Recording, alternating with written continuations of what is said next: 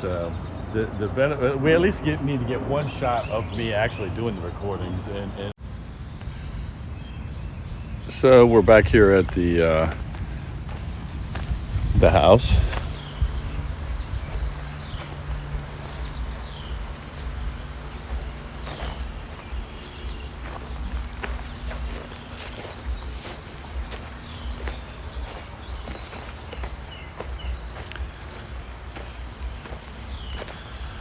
How we doing, Ron? Great. Yeah, what are we working on today? Wonderful day. Digging holes, making a mess. Digging holes. Are you digging the holes? No. No? No. So are these going to be windows in the basement? Yeah, windows in the basement. Fantastic. Real, legitimate, egress compliant windows in the basement. Never seen it at this stage. Now, how far down do you have to go for Fairfax County? So you need to make the floor to the bottom of the window 44 inches or less. 44 inches or less. So from the outside, that just means however far you have to go down in the dirt to achieve that. Fantastic. So you have to do your math on the inside and then translate it to the outside. And then you have to have a window well that provides sufficient egress once you get out of the window.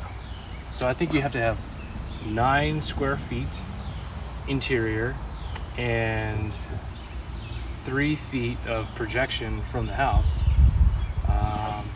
How often do you have to have a ladder then also? It depends on the height? It depends on the height. I want to say it's like, again, 44. I could be wrong on that one. We don't have to have it in this case. Yeah. Then you have to have a ladder Gotcha. to get out of the well. Why? So was your choice because there's 2 windows to naturally just do 2? Or did you think about only doing 1? So the idea is probably there's enough space to put 2 bedrooms. If you're going to do 2 bedrooms, you got to do 2. Okay, fantastic. Two windows. These just happen to be the exact same, right next to each other. I mean, you get a little bit of doubling of your effort, right? Versus just one. So is just a good idea to do both of them. Now, will you put a sump pump or anything down at the bottom of these, or what's the Mount Vernon has a low water table, so how does that impact your decision? Probably one of the most overlooked parts of doing this project, or having a very, very deep window well like this, obviously is going to collect a lot of water, right? Because you've just dug this huge hole, because it's so far under grade level, you have to have drainage. So you have 2 options. You can, well, I guess 3 maybe. One, you could have it drain to the, street, if you have enough grade to do that, and you want to dig a hole that far. That's not going to happen. You can put a sump pump out here in each window well. Sump pump outside, 2 of them, that's not so great. But because we're doing this, huge project and everything is kind of from scratch, we're going to put in an interior French drain system, and then you just have a little bit of piping that goes from the window well and then into the French drain system. So it's all integrated into one, catching the water and then sending it to wherever the sump pump is and then getting it out. So you're essentially using the efforts of the inside to help with the efforts of the outside. That's right. I mean, they all get married together and are like very much compatible with one another, which is perfect. It's really hard when you have a finished house and you say, yeah, I want to do one of these window wells, and you create a gigantic mess, and then you have to worry about this last bit, which is drainage. This is the old cast iron pipes. the sewer. Oh. This is the sewer. Not the county sewer. This is, on this property, so it's our responsibility here. There was a crack on the insides, and we knew that we were going to have to do something, and so we started excavating to figure out how far our problem was, and it turns out it's these 2 sections that are cracked, severely cracked. Do you think you're going to get away with stopping it right there? So the interesting thing is that starting there is new material. Oh, okay. This is old, you know, the age of the house, probably 70 years old, and that cast iron is much more modern. So we could scope it and take a look to be sure, but I think it'll be all right. So as we started our adventure, we had the situation of were we lucky or unlucky? So I would kind of describe this as unlucky for the first two sections, lucky on the last. Would that be a correct assumption? I would say it's lucky all around. Okay. And the reason is because I could see from the inside there was a crack. I already knew that there was a problem. It's to what extent is the problem.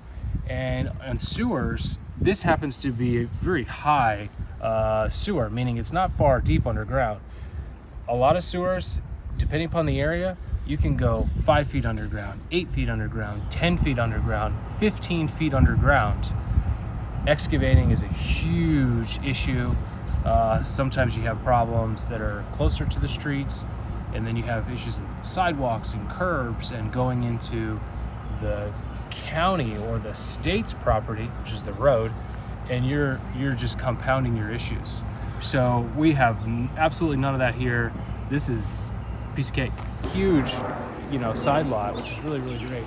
I'll tell you, one of the interesting things about this tree job, if you remember, there's a huge tree next to this sidewalk and stairs right here. It was right there. Yeah. And so took the tree down, and then we had the stump grinder here. It was grinding the stump, and this is a section of the tree that went over the sidewalk. It grew over it. So this is the is the root. Yeah, that's the sidewalk right there. And this is the sidewalk as it was growing over. That's pretty cool. Right.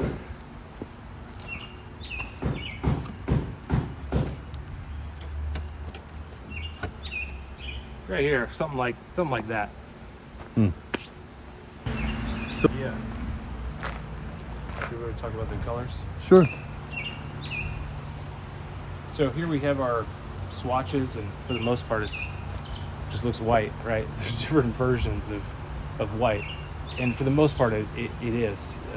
It's interesting that you take the swatches from the store and you put it on, especially the outside of a building, and they lighten up tremendously.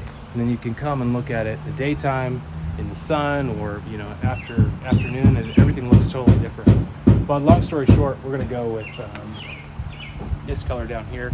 It's called oyster white, and it's enough off-white to not be stark. Now, is that one? It looks more coating of paint on that one, or they got the same amount? I mean, it is a very rough coat. Okay. The product is probably not the right product. You have to use a masonry primer when you do the first coat of paint. Okay. on brick or cement or anything like that. So it will look much better. It'll also be sprayed on, which gets into, this particular brick has a lot of crevices in it, so the spray on will work a little bit better.